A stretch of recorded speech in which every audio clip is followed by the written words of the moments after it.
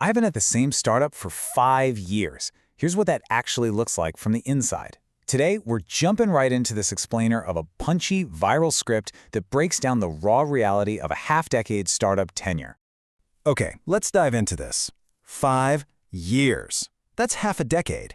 In the hyperfast tech ecosystem, that honestly feels like an absolute eternity, right?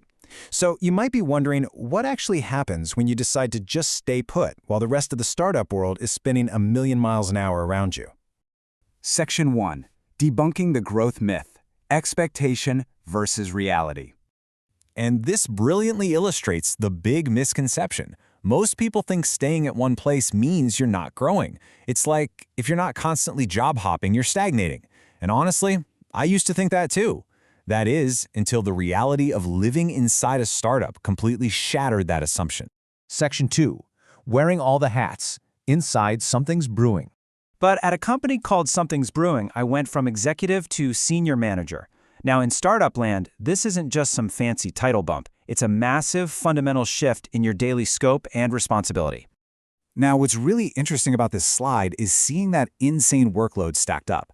I literally ran growth, retail, grand partnerships, and inventory planning. And yeah, sometimes all at once. You aren't just doing one single job. You're basically the glue desperately trying to hold completely different business functions together. Section 3. How a business breathes. Moving beyond theory.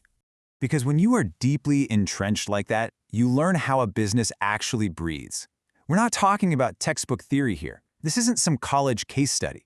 You are physically in the room making the actual raw decisions behind a brutally bad month. Or on the flip side, you're driving the exact strategic moves that create a breakout product. Section 4. The founder experience. All the upside, less risk. So the crucial point is this. 5 years at one startup is the closest thing to being a founder, without the risk.